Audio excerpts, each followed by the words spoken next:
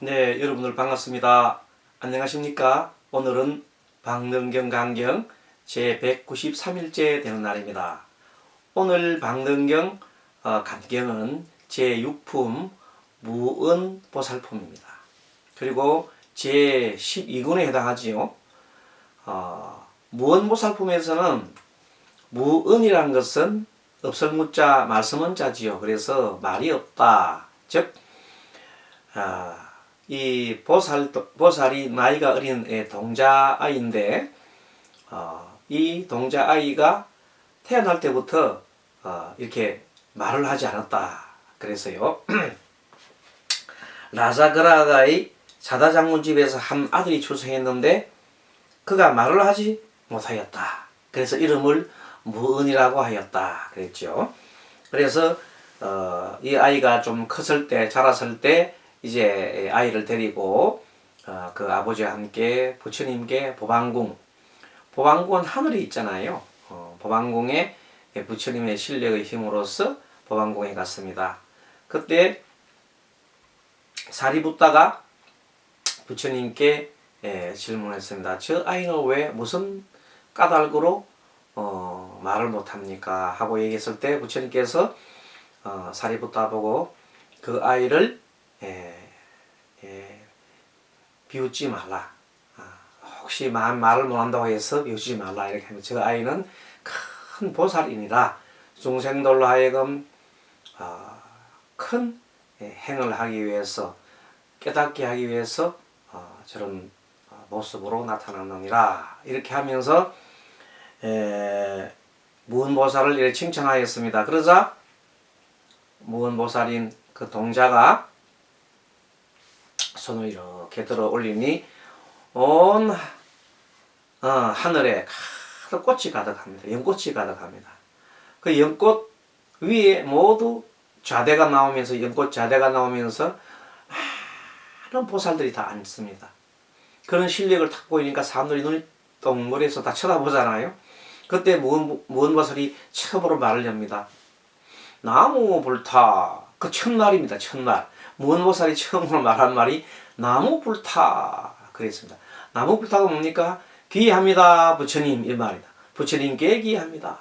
나무 불타. 이렇게 하자마자 그 많은 연꽃 위에 있던 많은 불보살들이 허공에 가득 채웠던 불보살들 함께 나무 불타 나무 불타 이렇게 합니다. 얼마나 장관입니까? 그 모습을 보고 많은 사람들이 경화했죠. 그리고 감동을 받았습니다. 그때 무은보살이 부처님의 실력과 자기 원력으로 인해서 여러 보살들과 함께 공중으로 올라가는 거예요. 7다라수라면 지금으로부터 1다라수라면 1야다자무 높이가 보통 한 40에서 50m 높은 거는 그렇답니다. 그러면 한 50m 잡고 7다라수니까 350m 정도의 허공으로 쭉 올라가니까 얼마나 장관입니까? 그리고 무은보살이 개성으로 부처님을 향해 보면서 개성어로 얘기했습니다. 열에는 색은 없는데, 즉 색이라는 것은 열에는 몸이 없단 말이에요. 몸은 없는데 나타낸다. 색은 몸이 없는데도 원래 몸을 나타낸다. 뭐 때문에? 중생을 구제하기 위해서. 또 그렇다고 해서 몸에 물들거나 색에 물들거나 집착하지 않는다. 이렇게 하면서 개성으로 쭉 얘기했죠. 지난번 개성을 조금 읽어보고 오늘 계속 진도를 하겠습니다. 오늘은 217페이지 하겠죠. 그런데 지난번에 했던 216페이지 아래 부분 좀 보겠습니다. 열에는 색 없는데 나타내지만 색에 물들거나 집착하지 않네. 어떤 중생이 불법에 든다 해도 부처님 법에 든다 해도 무엇으로 진실한 색 안다 하리요. 부처님 불법에 든다 말은 부처님 가르침을 이렇게 배우지만 그래도 무엇으로 진실한 그 몸을 안다 하리요. 이렇게 얘기한 겁니다. 열에는 색 가운데 있지 않으며 몸 가운데 있지 않으며 그렇다 해서 몸을 떠날 수도 있지 않다고 하나니 이 말은 뭐냐면 몸이 있어야 우리 몸이 법당이라는 말이 있잖아요. 그래서 있어야 뭘 닦을 수 있어요? 마음을 닦을 수 있잖아요. 몸이 있어야 마음을 닦을 수 있어요. 몸이 없다면 마음도 못 닦아. 그러니까 그렇다 해서 이 몸에 집착을 하는 것은 아니다. 이런 뜻입니다.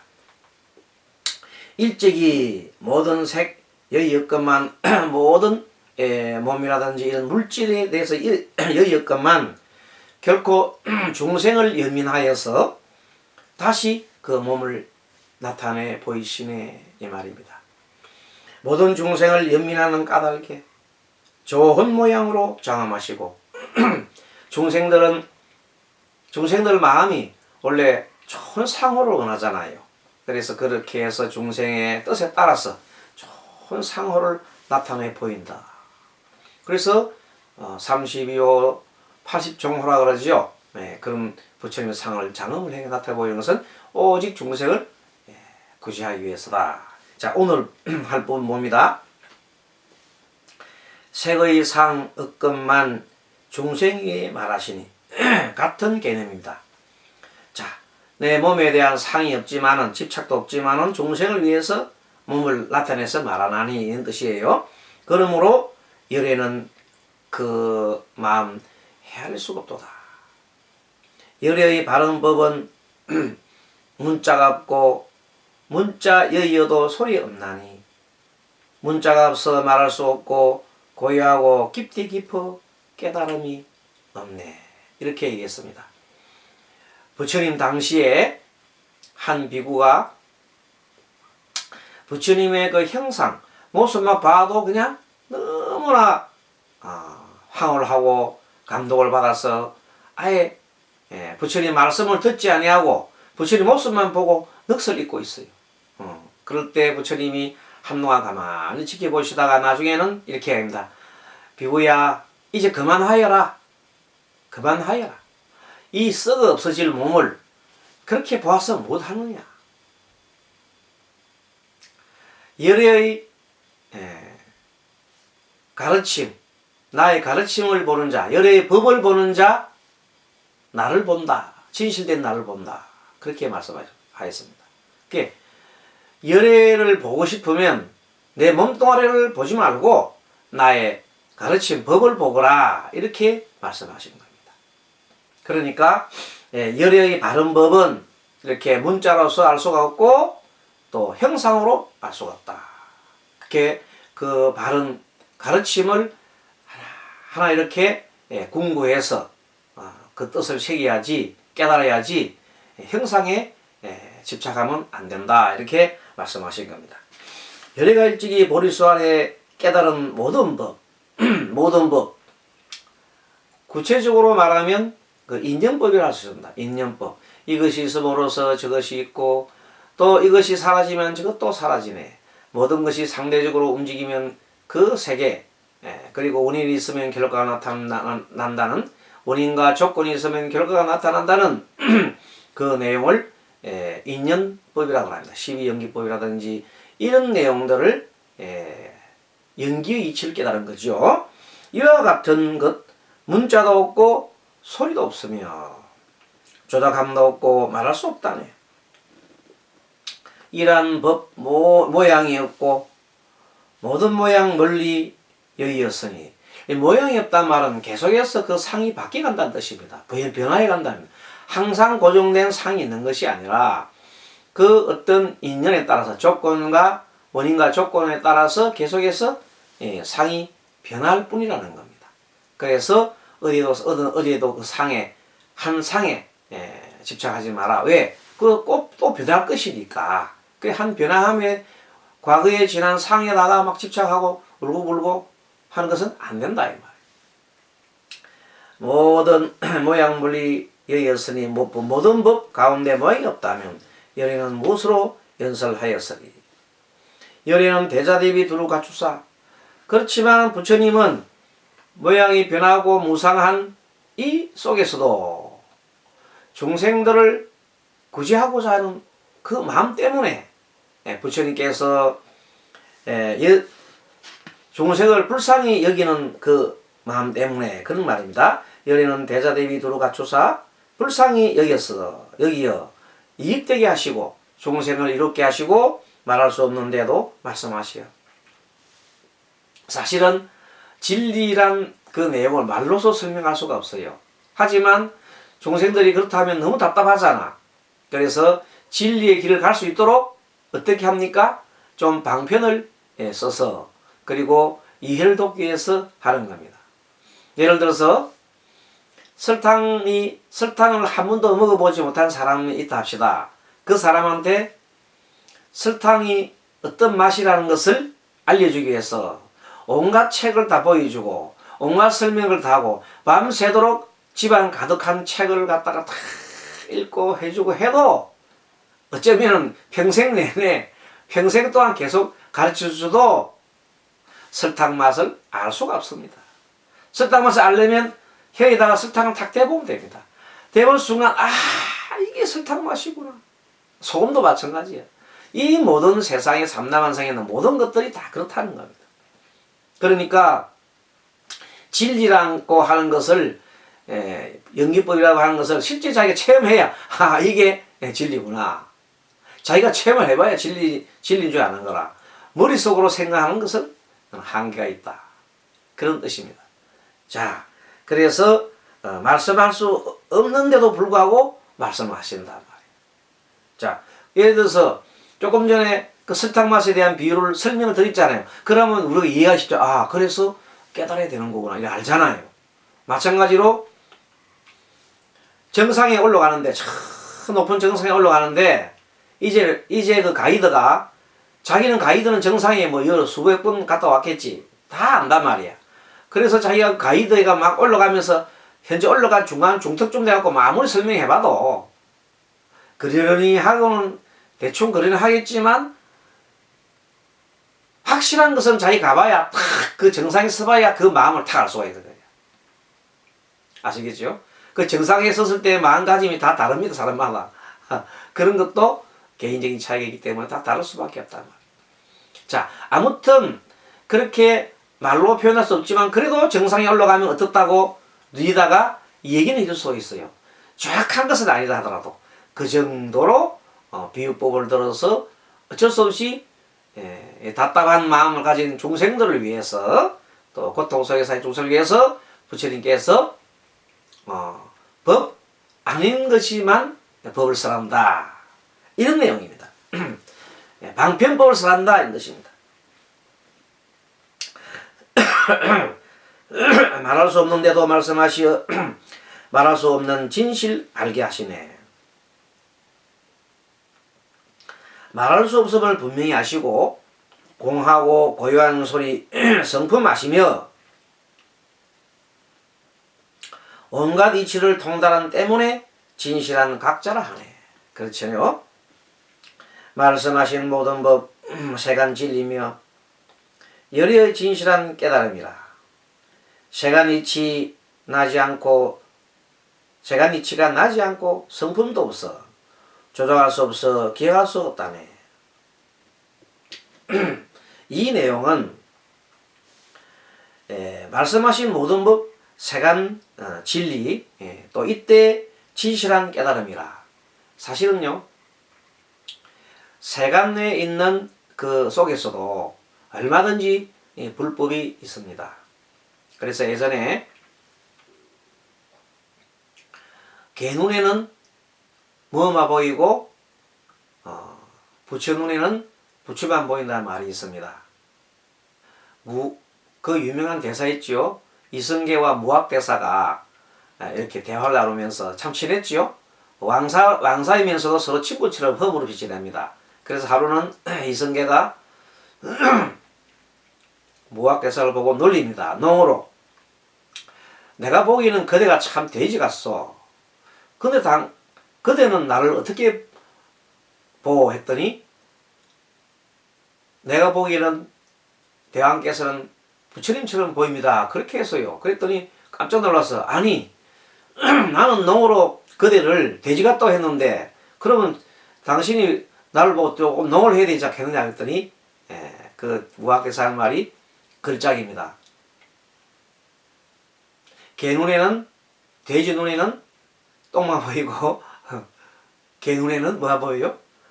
개 눈에는 뭐 보이고 부처 눈에는 부처만 보입니다. 그 얘기를 했습니다. 그 결론적으로 뭡니까? 우왕대사가 부처지요. 이성계는 개나 똥이다 말, 개나 돼지다 말이에요. 이런 식으로 어떤 이 세간 속에서도 그런 진리가 탁탁 나옵니다.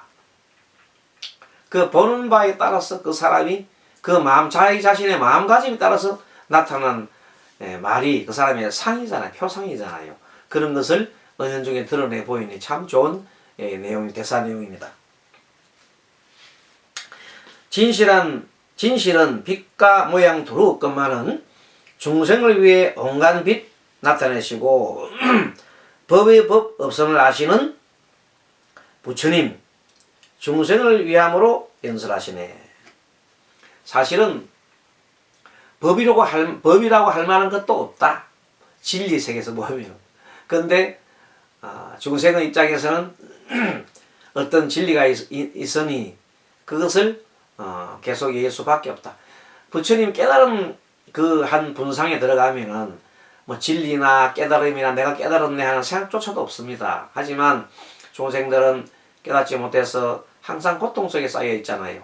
그들을 위해서 분별해서 어떤 것이 고통스러운 마음이고 어떤 것이 평안한 마음인지 그런 내용을 설할 수밖에 없습니다. 그래서 그 설하는 방법을 가장 기본적인 방법이 사성제라고 하잖아요. 그죠? 고, 집, 멸도. 우리가 사는 세상은 고통의 세계요. 고해의 바다다 그러잖아요. 우리는 원하는 바가 너무나 많기 때문에 원하는 것을 다 충족하지 못해요. 중생들 원하는 바가 너무 많아요. 그래서 그 충족하지 못하기 때문에 항상 괴롭고 고통스럽습니다. 그래서 부처님께서는 그렇게 많은 고통의 원인이 뭔가 집착하고 가려하기 때문이기 때문에 집착과 가려를 내려놓아라. 내려놓으면은 마음의 평안을 얻고 고통이 사라진다네. 이렇게 얘기를 했습니다. 그래서 그것도 따지고 보면 원인이 있고 조건이 있으면 결과가 있잖아요. 원인이 뭐였던가요? 고통의 원인은? 결과가 고통이라면 원인은 집착과 가려라는 것입니다. 마찬가지로 집착과 가려를 이렇게 내려놓으면 그것이 원인이 되면은 평안한 마음, 열반의 마음이 든다. 결과적으로 이렇게 된단 말이에요. 그러니까 무엇이 전제 조건이 뭐 원인과 조건이 있으면 결과가 나오는 거예요. 그래서 우리가 지금 보통 보면 소원성취 기도를 많이 하고 있잖아요. 보통 사람들이. 소원성취가 참 많습니다. 하지만 소원성취가 제대로 되는 경우가 그게 많지가 않습니다. 마음먹은 대로 다 되면 어떻게 살아요? 마음먹은 대로 다 안 되는 게 인생입니다. 그렇지만 사람들은 끊임없이 많은 것을 원하거든요. 어쨌든 소원 성취를 하려고 하면은 어떤 소원이 있어도 하려고 하면 처음에 우리가 내가 어떤 소원을 어떤 일을 성취해야 되겠다 하는 마음을 내지요. 그것을 우리가 발론이라 그러잖아요. 뭐 소망이라 해도 됩니다. 소망이나 발언. 그 발언을 하게 되면 그 다음부터는 그것이 발언이 원인이 씨앗이라. 씨앗이 되면 그 씨앗을 가만히 놔두고서야 계속 발언만 하고 있어봐야 아무 소용도 없어요. 그것을 어떻게 해요? 키워야 되잖아요. 밭에다가 씨를 뿌려가지고 그 다음에 거름을 주고 물도 주고 햇볕도 보게 하고 자라면 김도 매주고 이렇게 키워가지고 관리를 쭉 해줘야 된단 말이에요. 그런 과정을 우리가 다 조건이라고 그래요. 조건을 맞춰줘야 꽃이 피고 조건을 맞춰줘야 열매가 맺는단 말이에요. 그래야 열매가 맺을 때 최종 목적이 이제 달성되는 거죠. 그런데 중간에 그런 작용을 하지 않으면은 아무 소용이 없는 거예요. 그래서 이제 목적을 성취하려면 처음부터 뭘 해야 돼요? 일단 바라는 마음이 있고 운이 있고 그 다음에 충분한 노력이 필요합니다. 그 노력 중에 하나가 기도가 될 수 있죠. 기도도 될 수 있고, 그 다음에 기도와 더불어서 또 해 나가야 될 게 뭐냐면, 끊임없는, 노력, 실질적인 성취를 위한 조건을 만들어 가야 되는 거예요. 뭐 시험을 치는 것 같으면 실력을 쌓아간다든지, 당연한 거 아니겠습니까? 그렇게 해야 그것이 완성이 됩니다. 근데 뭐, 그것도 하지 않고 계속 처음부터 그냥, 아이고, 바람만 보고 있으면 됩니까? 바람만 보고 있으면 될 일이 없습니다. 그냥. 그것은 원인만 있고 조건이 없으면, 조건이 성취가 안 됩니다. 그 다음에 이제, 원인과 조건이, 있다 하더라도, 조건이 맞다 하더라도, 이제 뭐가 돼야 돼요? 그 결과는 기다려야 합니다. 결과는 기다려야 하는 것이다. 무슨 뜻이냐? 열심히 일하고 내가 모든 씨앗을 뿌리고 모든 것을 다 해놨지만 마지막에 비바람이 불러가지고 태풍이 불어 다 썰어가면 소용없잖아요. 그러니까 그런 것은 마지막에는 하늘의 뜻에 맡긴다. 마지막 성취 여부는 하늘의 뜻이 맡긴다. 그래서 그걸 뭐라고 그래요? 진인사 대천명이라고 하잖아요. 진인사. 우리 사람으로 살 수 있는 최대한 일을 해놔놓고 그 다음에 뭐예요?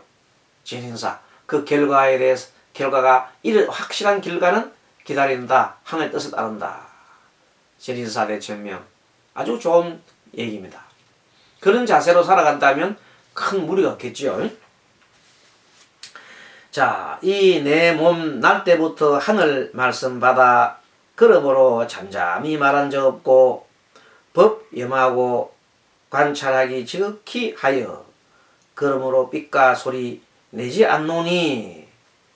이 말이 참 들어보면 좀 어려운 것 같기도 하고 그렇습니다. 하지만 자세히 보면 이 빛과 소리, 빛은 뭐냐면 눈으로 보는 것이요, 소리는 귀로 듣는 것입니다.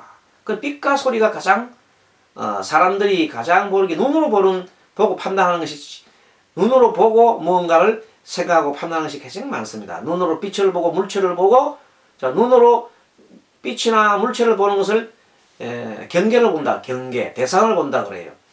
주체는 뭐 눈이죠.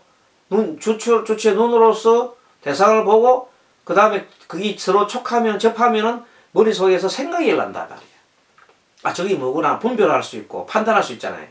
또 마찬가지로 소리를 들어도 이 소리가 비행기 소리다, 차 소리다, 오토바이 소리다 딱 아는 거예요.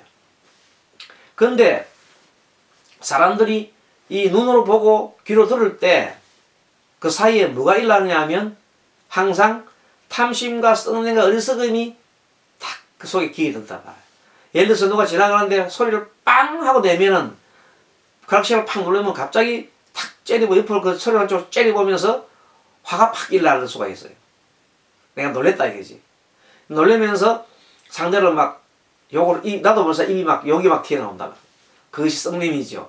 근데 중간에 알아차림하면 빵 했네. 왜 내가 뭐 잘못했나? 내가 자기 가는데 진로를 방해했나? 하면서 딱 보다 보니까 내가 그 사람 앞을 지나가고 있는 거야.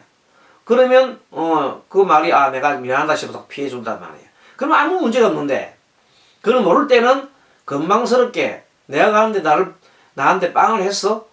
이 사람은 아나무인 아니야? 하면서 막 이렇게 시비를 붙으면 서로 싸움해 버린다. 그렇죠? 그래서 모든 경계는 일단은 알아차림을 하고 난 다음에 그 진실을 물어봐야 돼요. 인과 법칙에 따라서 바라보면서 이런 일이 있었구나. 그래서 프렉션 돌렸구나.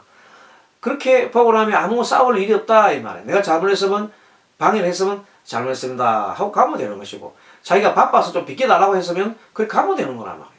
그런데 거기 시비를 붙으면 큰 싸움이 나버린다 이런 뜻입니다. 그래서 빛과 소리에 대한 상에 집착하지 말라는, 소리나 보는 것이나 상에 집착하지 말라는 것입니다. 만약에 깊은 법계에 들어간다면 그때는 빛과 소리가 없을 것이다. 이 법계에 들어간다는 말이 그 말이에요.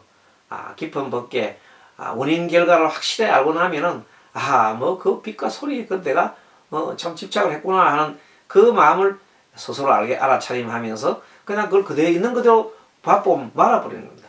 더 이상 집착하지 않는단 말이에요. 그 마음, 그 소리나 시비를 붙지 않는다 이 말이에요. 만약에 마음의 업 멀리 여인다면 입의 업은 저절로 여여지리라. 마음의 업. 그래서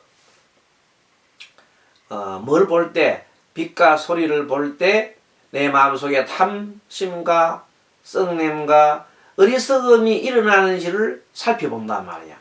그러면서 그 살펴보는 순간 그 말과 입, 마음속에 탐심과 썩냄, 어리석음이 일어나는 것이 바로 업이거든. 그 마음이 일어나면서 행동으로, 입으로 막 욕을 한다든지 그러면 안 되잖아요. 그때 그것을 알아차리면서 욕을 하지 않게끔 하려면 업을 짓지 않는다. 근데 알아차리 못하면 욕이 팍 나가고 마는 거예요. 그러면 상대가 그걸 욕을 듣는 순간 상대도 역시 다시 업을 지어서 두 업이 부딪혀서 더 큰 업을 만들어낸다. 그럼 나중에는 뭐 멱살 잡고 싸우다가 죽이고 뭐 그냥 하기도 하잖아요. 그 심하면은 그것이 뭐 일반 우리 개인이 하는 것도 아니고 국가 돼도 알아차리 못하면 거짓이 일어나는 것이다. 감정의 그 양국의 원수나 지도자들이 뭐에 쌓여서 감정에 쌓이면 그런 일이 일어날 수도 있습니다. 말 없는 자체가 곧 말함이며 비록 말을 한다 해도 말이 아니니 말하는 자체가 말 없는 자체가 말합니다. 이거는 뭐냐 보통 뭐 묵은 말하지 않아도 누가 뭘 물었어요. 물었을 때 부정으로 누가 물을 때 아무리 말 안 하고 있으면은 그냥 좋다는 긍정일 수도 있고 부정일 수도 있어요. 긍정과 부정이 두 가지 존재할 수 있어요. 상황에 따라 다르기도 합니다. 그렇기 때문에 말을 하지 않는다 해서 말이 없음이 아니라 그 속에는 부정도 있고 긍정도 있다. 말이 있다 이 말입니다. 또 비록 말을 한다 해도 그 말 속에 말이 진실이 다 있는 것이 아니라 헌으로 그냥 헛된 말을 할 수가 있습니다. 또 말을 갖다 반어법으로 반대로 말할 수도 있죠. 그래서 말을 한다 해도 말이 아니니 말의 성품 본래 고요해. 말의 성품은 원래 말 자체는 소리 자체는 원래 고요한 겁니다. 그 자체는 소리 자체는 그 내용에 뭐 큰 의미가 있는 것이 아니다. 조작함도 아니고 말함도 소리는 소리를 뿐이단 말이에요. 소리는 소리일 뿐인데 그 소리를 듣는 사람이 그 소리에 의미를 부여해 가지고 죽고 사는 거라. 크락션 빵 누르면 그 크락션 소리에 불과해. 그거는 그냥 자동차의 경험에 속한단 말이에요. 그런데 그것을 듣는 사람이 거기에다가 의미를 부여해 가지고 이것이 뭐지? 뭐 나를 갖다 무시하는 거야? 이런 식으로 의미를 부여할 때 비로소 어떤 일이 일어난다, 업이 일어난다 이런 뜻입니다. 그래서 내 이제 지성으로 보고 염하고 또다시 보리돌을 지극히 닦아 이러한 위 없는 법 연설하면 마땅히 진실한 도 없소리다. 사실은 위 없는 보리란 것은 위 없는 보리란 것은 공한 것입니다. 공한 것. 위 없는 보리 공하다. 지혜가 공하다는 말이 뭐냐면 모든 것은 인연 따라 일어나고 인연 따라 또 사라지는 것을 가만히 고요하게 바라보는 걸 말하는 겁니다. 그래 고요하게 바라보고 있으면은 결국 모든 것이 마음에 평안해지고 또 뭐가 하나 일어나면 뭐가 일어났구나. 또 인연 따라 뭐가 이렇게 변했구나. 담담히 보고 있는 그 허공 같은 그 마음을 우리가 공유한다. 그 마음을 우리 본래의 마음을 비하면 우리 본래의 고요한 청정한 마음이라고 볼 수 있어요. 그 청정한 마음 따라 인연이 일어나면 어떤 인연이라는 것은 눈으로 보고 6가지 감각기관을 가지고 보고 듣고 냄새 맡고 맛보고 그 다음에 접촉하고 생각함으로써 뭘 봐요? 6가지 감각기관을 6가지 대상을 바라보지요. 바라봄으로써 여러가지 생각을 일으키는 것을 보고 우리는 인연을 일으키는 것이다. 그렇게 볼 수 있는 겁니다. 자, 그래서 결국 위 없는 보리라고 하는 것은 결국 공성이다. 텅빈 공이다.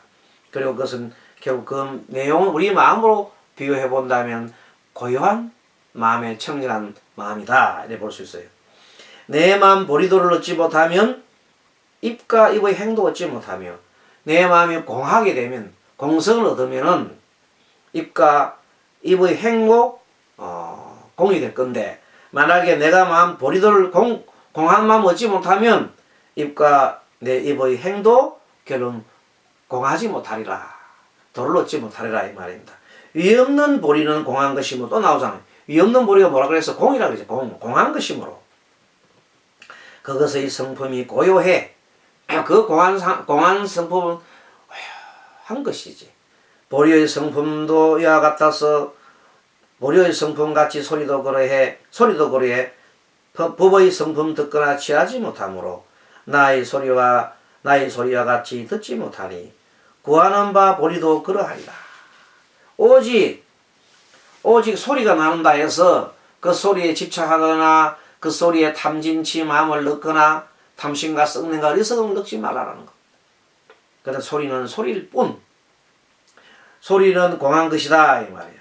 그래서 그 공한 것을 바라보면 성품이 나타나니까 그 소리를 보고 목숨을 걸지 말라는 겁니다. 마찬가지로 빛으로 보는 것에서도 목숨을 걸지 말고 냄새 맡는 것에서도 목숨을 걸지 말고 즉 집착과 가래를 하지 말라는 겁니다. 모든 우리가 보는 육경을 보는 데 대해서 탐진치 마음을 내어서 집착과 가래를 하지 말라. 그것이 바로 공성이다.